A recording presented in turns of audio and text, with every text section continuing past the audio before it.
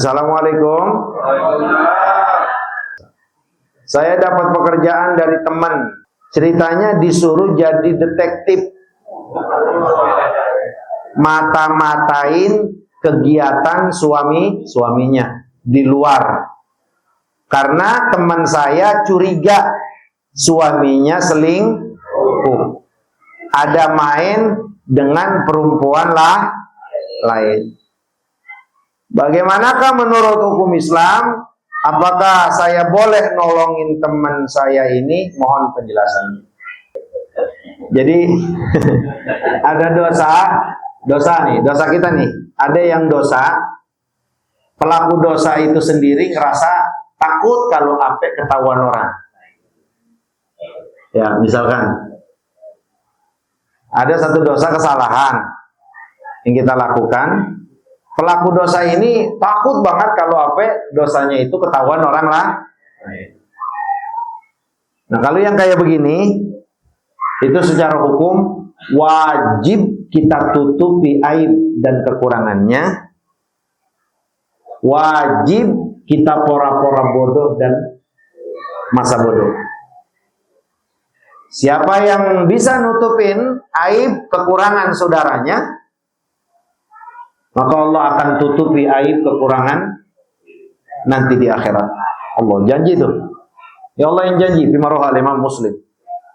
Kita lihat, misalkan, maaf ya, Haji Us ngelihat Peri sama cewek, misalkan di mana gitu, di Monas. Kayak Haji Us sudah, terus ketemu sama Haji Us, wah, kayak Peri kan malu gitu kan. Ya Allah, Haji Us lu jangan ngomong-ngomongnya sama kawan-kawan, terutama sama Boim, itu kan mulutnya pasti. Kan malu dia sendiri kan. Artinya kayak Peri itu ngelakuin satu kesalahan, dia juga malu kalau ini sampai ketahuan. Maka Haji Us punya kewajiban untuk nutupin sampai Haji Us meninggal. Kekurangan, keaiban. Kalau Haji Us bisa tahan tutupin, dia nggak buka sama sekali, walaupun kepada orang yang paling dekat, dia tutup, cukup dia yang tahu dengan Allah pastinya, sampai meninggal, maka Haji Us aibnya di akhirat ditutup sama Allah. Dosanya diampunin, aibnya ditutupin. Mau begitu? Nah maka, kalau dia wajib menutupi aib saudaranya, wajib menutupi, maka membuka aibnya itu hukumnya haram. Nah kalau membuka aib saudara itu haram, maka mempekerjakan seseorang untuk membuka dan mencari-cari aib seseorang, itu kerjaan hukumnya haram. Itu kerjaan haram. Gajinya gede haram. Auzubillahimin, haram, nggak boleh. Maka kerja jadi detektif untuk mengintai-ngintai kesalahan, kekurangan, aib suami orang, ini hukumnya haram. Duit yang diterima haram. Di akhirat, di dunia dan di akhirat, Allah akan buka aibnya walaupun dia ada di dalam kamar. Dan Allah akan buka aibnya nanti di akhirat. Alhamdulillah. Dah. Jadi kalau Pak Haji Rahmat melihat Bang Imam lagi kiwi-kiwi, diam aja. Jangan ngomong, jangan pakai bilang-bilang. Iya, jangan, nggak boleh, haram. Lihat, lagi ke Blok M, ke Blok S lah, Mas Joko mau siapa itu dilendotin. Misal Jakia, misal. Akhirnya ketemu, lah Joko, kaget, Ami maafin bukan siapa-siapa, jangan salah paham dulu, Ami maafin. Ya udah, iya saya maafkan. Ada duit nggak Mas Joko? 1.000. Udah tutupin. Ya lazina amanu Ijtanibu katsiran minadh dhanni inna ba'dadh dhanni wa la tajassasu. Tuh, nyari-nyari kekurangan aib, kerjaan detektif bagi kesalahan yang dia juga malu kalau terungkap, itu tajassas. namanya tajassus, itu haram hukumnya. Ingat, buat kesalahan yang dia juga malu kalau ketahuan orang. Bukan, ada juga yang memang nggak mau ketahuan orang, tapi terorganisir dan kerjaannya ini membahayakan orang lain. Ya kalau itu mah nggak apa-apa, kita tajassus seperti kerja-kerjanya KPK.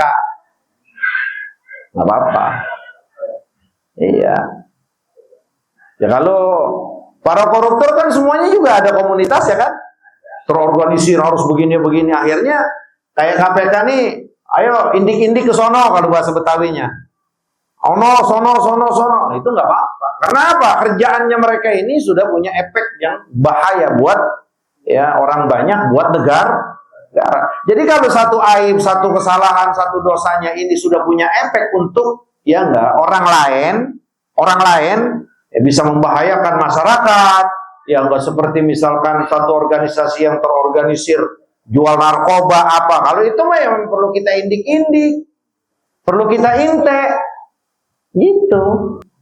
Jadi kalau yang dosanya itu efeknya bahaya buat kemaslahatan umum, ya kayak penyebaran narkoba, itu mah indik-indik lah. Di kampung kita nih kayaknya orang banyak banget, rapat apa sih ya itu. Karena kalau itu sifatnya dosa yang memang ya efeknya itu bahaya buat orang lain, orang banyak maksudnya. Tapi kalau yang aib-aib pribadi, kayak yang tadi tuh di Blok S, Mas Joko jalan misalkan, terus Bang Sony, Bang Siroy, Mas Karmin lah yang udah keseringan gitu kan, misalkan gitu kan, ya udah maafin, tutup mata, dah jangan diceritain. Pakai ngomong, tadi gua ketemu Haji Kamal, lah terus ngapa? Kayaknya bininya baru dah. Ya udah, diem ya, jangan ngomong-ngomong. Datang temennya lagi, lu jangan ngomong-ngomong ya, bertiga, 4, 5, sekam. Oh. Itu kan berjajaran Pak, nggak boleh, tutupin. Iya, makanya tuh kayak video-video janganlah. Iya, jadi gini, kalau orang jalan sama perempuan, anggaplah dia belum nikah, berarti kan dia maksiat ya.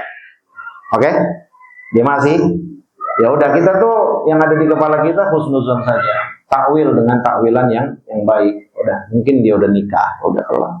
Tutup, udah kita aja yang tahu. Sama bini kita juga nggak perlu ngomong aja mulai bocor sama bini kita.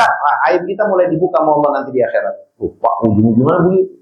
Man satara aurata akhihil muslim satarallahu auratihi yaumal qiyamah. Kata Rasulullah sallallahu alaihi wasallam, yang nutupin kekurangan aib saudaranya di dunia, maka Allah akan tutupi aib kekurangannya nanti di akhirat. Oh, kalau Allah tutupin di sana, orang lihat kita bagus. Maknanya apa? Allah sudah ampunin dosa kita, sayangi kita, aib kita ditutup.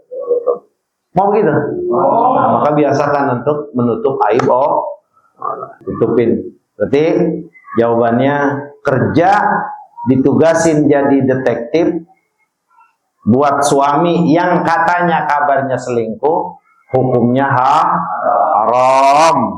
Bininya yang nyuruh dosa, yang kerja, yang ngelakuin juga dosa, karena mereka melakukan dosa besar.